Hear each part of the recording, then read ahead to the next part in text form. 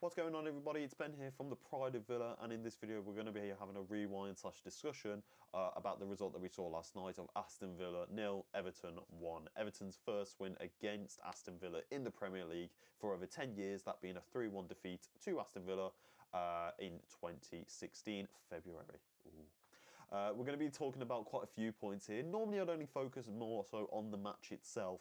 However, following on from this game, it appears there's been a lot more to discuss about from the actual game itself to potential future occurrences that may affect the team and potential dealings in the future from an interview with Don Unai Emery that does pose a lot of uncertainty amongst the Aston Villa team. If you do enjoy this type of video, guys, please leave a like, subscribe to the channel, and without further ado, let's get it started. Right then, let's get down to the nitty-gritty bit of it then. Aston Villa 0, Everton 1. Please do excuse a lot of what I'm going to be talking about in this video. I haven't watched the game in its full, I've only watched highlights and certain bits of it. So I'm only basically making, from an outsider's perspective, opinion on this game. But I'm going to try my best to discuss about it, because it is quite a dull and disappointing result for any Aston Villa fan to have anticipated. You know, it's never wrong to have the sense of confidence or to be cocky. Because I know a lot of people would have gone into this game, and you know, you can definitely understand why you would have felt Aston Villa were the favourites to go into it. You know, we're on 11-game unbeaten run. Everton, you know, for as decent as they have been at the start of the season, have been a really bit inconsistent, really. You know, sometimes they can get great results, sometimes they can be disappointing. Like I said, start of the season, you would have thought they'd turned a new leaf. This is finally a new stadium, a new set of players, you know, David Moyes at the helm again. You would have sat there and thought that this will be the year that Everton kick on. Then they kind of lose momentum, and then they kind of come back into the games. So realistically in this one, you'd sit there and think, well, Aston Villa, you know, we're great at home. We're going to be wanting to impose ourselves onto an Everton team like this and take advantage of it. And like I said, you know, it's been 10 years since Everton last beat Aston Villa in the Premier League. So that maintainable record for a lot of people, you'd sit there and think, Everton, it's almost always got to be a guaranteed 3 points. I was a little bit apprehensive going into it. I always thought that with the injuries that Villa were showing, not to mention the amount of games that were now coming back up to play, you know, we're starting again with our Europa League campaign, with a few more games in there. We've got an FA Cup game against Newcastle coming up soon. It's a lot of games for this Aston Villa team to take in, and when you've already got injuries as it is, plus January's transfer window, and all sorts of other issues which we'll get onto in a minute, for me, I was coming into this thinking of a draw at minimum. So to come out of work and see that we've lost the game and we've lost it 1-0 in a performance that a lot of people are saying lacked the desire, intensity, it's very disappointing to see. And you're just sitting there and you're thinking, why is it Villa can't take hold of these opportunities? Why are we not making the most of it? So this is the first real talking point, is why Villa can't, you know, take advantage of the opportunities around them. So for full context, Arsenal would draw to Nottingham Forest, Manchester City would lose to Manchester United in the game that everybody was pretty much saying under the sun that Man City were going to win comfortably, given the amount of players that they have, the players that they're signing as well, and just in general, Man United is, you know, depression in form. You would have sat there and said Man City were going to whitewash them. They lost as well. Liverpool drawing to Burnley. The only team really around us that managed to, you know, make most of the momentum was Chelsea beating Brentford, but given how far the gap is still between us and them, it's a little bit like, okay, but it's not ideal. So Aston Villa, all they had to do realistically was go for a draw. Even if it was 0-0 boring dire football, it means we're a point ahead of Manchester City in second place. You know, we can sit there for about a week and say, you know what, we're second place, we've still got that momentum now, and it gives us something to work on from there. But it's the fact that Villa doesn't take advantage of that opportunity and puts in such a lacklustre performance. You know, let's think about Crystal Palace in the FA Cup semi-final. Why isn't it in these moments when you know the games are important, we don't show up? It's easy to say Arsenal, you know, win against them at home earlier this month, in December last year. But in the grand scheme of things, it wasn't massively a big game. It was just a big game because of two people being in that similar position. You know, this was a big game because it was an opportunity for us to go to second place. Not because of, you know, it just so happens that these two teams at first and second place, or first and third place, sorry, we're going to be playing each other. Kind of a contradiction from what I said there, but you got to get the point what I mean. we're just not able to take advantage of this opportunity. So we go and waste it, and ultimately put in performance that doesn't really reflect well on Villa, dampens the mood, and it affects our home run as well. And something that you want to make solid, if you're going to keep yourself in amongst these positions, your away form not only needs to be solid as well when you go out to teams, but with a solid home form, it gives you a foundation to build upon. And when we've now lost that, we've now got the injuries that we have. You know, transfer window looks to be a very dark and gloomy time unless we make some adjustments. There's a lot to discuss about. So from statistically wise, looking at the game, obviously you're finishing 1-0, Thierry Barry scoring in the 59th minute from a Pau Torres mistake. A lot of mistakes all over the pitch really for the goal. I think it was a poor pass put into Pau Torres anyway in the position that we are. I know we like to play it out from the back, and I could scream it a million times and it's never going to change, but you've just got to sit there and sometimes punting it forward and just going against your orders. Just use a bit of common sense sometimes. But Pau Torres slips and gives away the ball. Shots put into Emi Martinez. Now, I know a lot of people want to say what they want about Emi Martinez. For me personally, I still think he should have been sold in the summer, just because of the antics of Man U. And also not to mention the fact that I think in the last 2 years, the decline of him has been so startling to watch. You know, it kind of, in a weird way, feels me more comfortable to watch Bizzo play than it does with Martinez. But parrying it out so close when he realistically, again, I'm not a goalkeeper, we're not goalkeepers, but in the position that it is, you could often sit there, and he does get criticised for making these like drastic saves to make it look like star spangling, and it's like, yeah, it's fine, increases your stock value, but like, you know, you're not playing football forever. I'm not going to think of you in the highlight reel when we've lost the game. It comes out straight to Thierry Barry, and it's just able to dink it over, and it's a really disappointing way to concede a goal as well. And Villa just never got back into it. The first half, we huffed and puffed. Morgan Rogers with the most creativity on the pitch following John McGinn's removal due to injury. It's just massively disappointing, isn't it? That Villa just cannot grab a foothold in these games, and it does make you sit there and wonder, if we had the midfield that we wanted, could we see a different outcome? Who knows? But anyway, 63% possession from Aston Villa compared to Everton's 37%, a 1.44 expected goal ratio. So realistically, you know, we're sitting there, we can create the chances, we can make the opportunities happen, but if we don't have the quality to finish it in the back of the net, as was clearly shown last night, that's what you're going to get. 18 total shots, 5 on target, 443 accurate passes committed, 15 fouls, and 6 corners. XG from open play, 1.36. Block shots 6, shots inside the box 12, shots outside the box 6, 495 passes, and yeah, it clearly shows we're creative enough. We have it there, even with a midfield that's so blatantly mismanaged with injuries.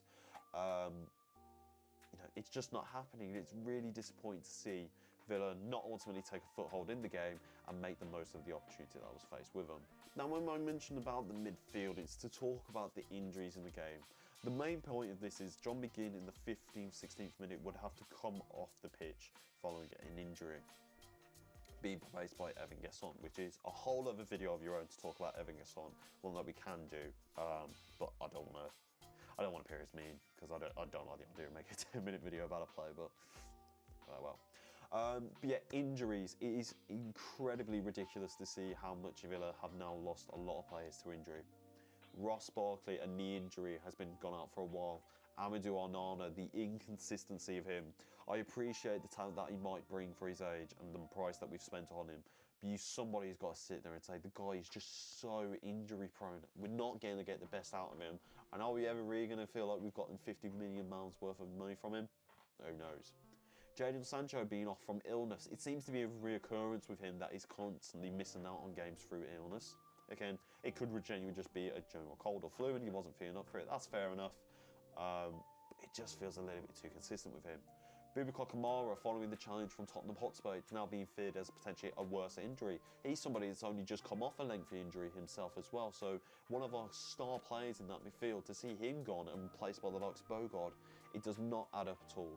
And then John McGinn, as BM Talks Football, for all that crap he talks about on TikTok, I think one of the points that he made was really well. He may not be the most technically gifted footballer, maybe a bit scrappy, but that's what kind of works with him, that physicality and, you know, roughness to use his body to make space in the pitch. That's what we miss, and I think as someone like him with that energy against an Everton team like that, who would like to be physical as well, match him up, I think that's what John McGinn would have brought perfectly. Not to mention, you know, we don't now have a second striker, as Daniel Marlin was sold off to Roma, who, by the way, would score 26 minutes into his debut. That's a real stab in the heart, isn't it, from you? It's very questionable to see Aston Villa in this current state. Bear in mind, you know, we've just had Pau Torres and Tyrone Mings come back to the team selection. Ezri Konsa's playing nearly every game every week. It won't take much more for Matty Cash to probably get an injury. It's very damning. And like I said, Ollie Watkins gets another injury. We're buggered. What happens if Morgan Rogers gets an injury? Probably the most creative player and the one that's actually even making anything happen for most of Aston Villa at the moment. What happens when he gets injured? What are we meant to, you know, who's going to create anything? Because Tielemans, for as good as he can be, I don't personally think he's been at his best this season. I think he's been a little bit stagnant. But again, with his age, even though he should be coming into the prime of his career, he's also facing injuries. I just think, and I've mentioned this before, it would be nice to see Unai Emery make a little bit more better use of squad rotation. I don't mind certain players having to play week in, week out, because ultimately that's how you maintain your best 11. But when we're seeing the same 16 to 18 players being transferred, when bear in mind you have a squad of around 23 players, it does blow my mind sometimes. John McGinn, you know, as many games as he can play, yeah, sure, he could probably go on for as long as he likes, but ultimately when you don't rotate your squad enough, this is what you get. You're going to get massive injuries. And now that we're pretty much seeing the extinction of our midfield, the core of our pitch, how are you ever going to create anything? If there's no midfield to back you up, what are you ever going to do? And that's something that needs to be corrected upon. Obviously, we're going to hear the news about Boubacar Kamara and John McGinn, hopefully from this week, and fingers crossed it's going to be a lot better news than we can expect. But in the grand scheme of things, it really does put into context how much we need to do in the transfer window. Now then, the biggest talking point from this game, funny enough, wasn't the match itself. It wasn't potentially the injury seriousness of John McGinn or what Aston Villa are going to be facing in the next few games against Fenerbahce and Newcastle away. It's the interview from Unai Emery following the game and the overall conversation that we all have to have as Aston Villa fans, PSR and the lack of spending happening in the transfer window. Excuse me.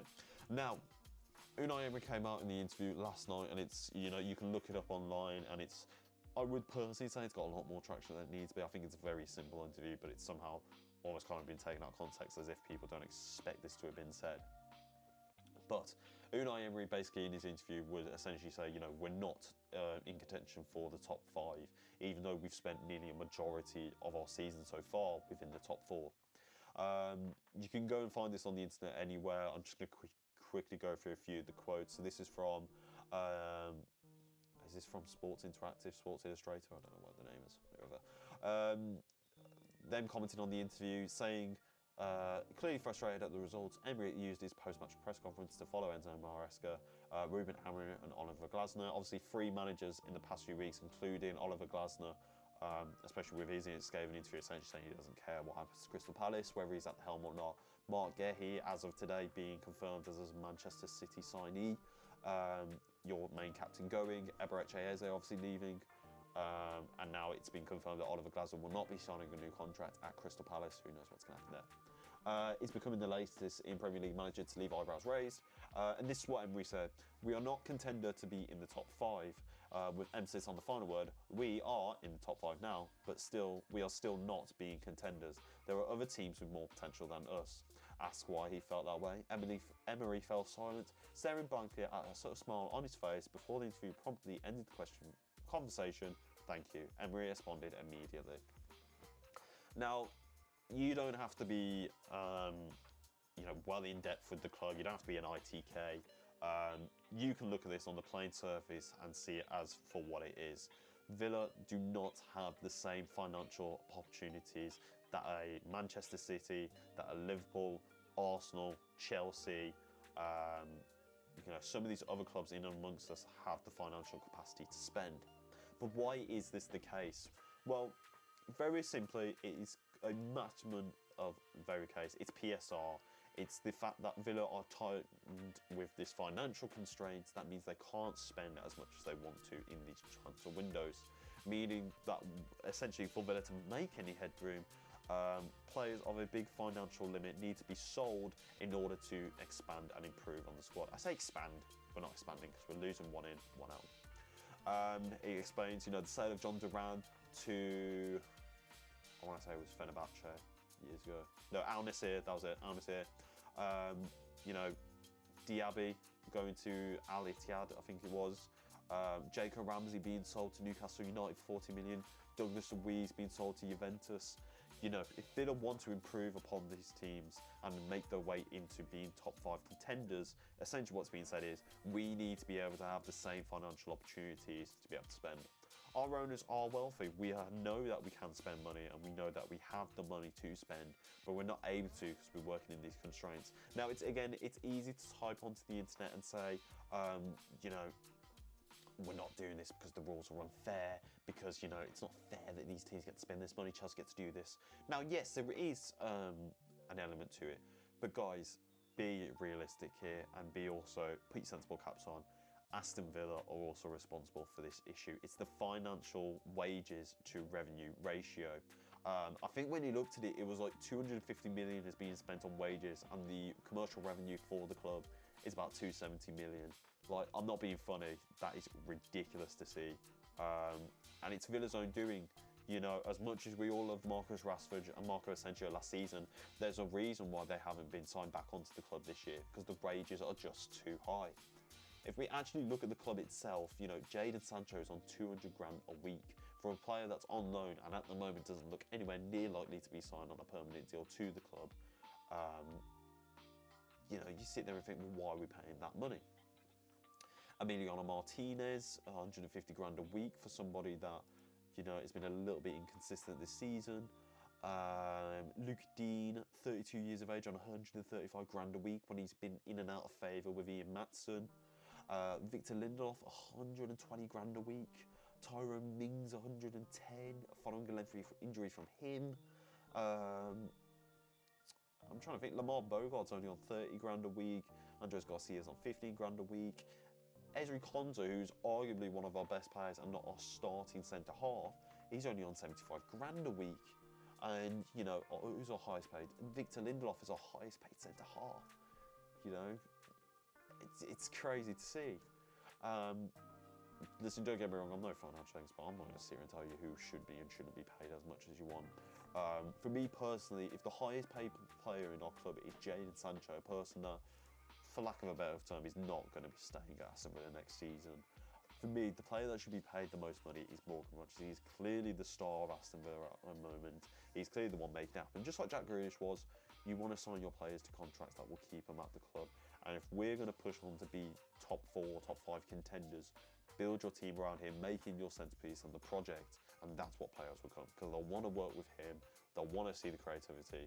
Creativity leads to goals, goals lead to points and victories, trophies potentially, and a future overall that Aston Villa can see. And I just think there, when you're talking about PSR, put it into context. You know, it is Villa's doing, yes. There are wages to revenue ratios that aren't being met. But also, the rules aren't fair. It's not benefiting anybody but those top clubs, because it's allowed them to spend more money, while teams like us and Newcastle aren't allowed to compete. You know, it comes in fine balance, but ultimately, it's one of those things that Villa need to make sure, if we're going to want to have any chance to move on in this competition, or just in the season overall, you know, we've got to be a lot smarter financially. With all this in mind then, the fallout from the disappointing game, Unai Emery's reaction to the current predicament that Aston Villa face themselves in, an injury list that ever seems to be mounting, transfers that don't seem to even be occurring, players' performances not matching the grade that we're expecting of them. I don't want to say it feels like a very dark time, but it does put a lot of doubt into what could potentially be for Aston Villa this season. We started off so well, and to get ourselves in the position that we are is amazing. And all as Villa fans, we want to see. We want to be in this position every year, but if we can't keep up with it at the pace that other teams are, it's just not fair to watch, and it's just not very enjoyable. One thing I would like to say is, though, and one thing I would like to see Aston Villa do, I would like to see Aston Villa keep themselves within the fight and just dig deep into it. If we make the signings of the likes of Tammy Abraham, you know, if Villa do bring in another midfield option, which I think they're going to need to, I'd be over the moon. But if they don't, ultimately, I want to see Aston Villa dig in. I want to see him show the spirit that has been seen throughout the last 2 years to be able to even get ourselves to a Champions League quarter-final place against PSG, push them to the limits. I want to see Villa be like that again. For the most part, this is still the same team that was there. Yes, there's a few changes here and there, and we're still going through a bit of a sticky patch at the moment. But keep the faith, understand what made you a Villa fan, and just dig in. Let's stay solid. Let's see all the players come back. Let's get our midfield back into action, and let's hope that Aston Villa can find their way back onto the pitch. With that in mind then, I'm going to wrap up this video here because I just feel like I'm rambling on about the moment and it's not going to help us get over the game, is it? We're not going to get over it, but we're going to have to if we want to build forward as a team. Our next game is, of course, Fenerbahce away in the Europa League, so hopefully Villa can make the most out there, given that competition-wise, we're actually doing all right in Europa League. And a win there will hopefully secure us at least for that knockout stage, and then it's Newcastle away. But obviously that still does mean there is about another 2 weeks of the January transfer window to go, so we will hopefully cover any more news that comes out. Hopefully Villa do make those signings that we do expect. I'm desperately hoping Tammy Abraham is in, and then there is some serious addressment of the midfield because it needs some, it just needs it, doesn't it? It absolutely needs it.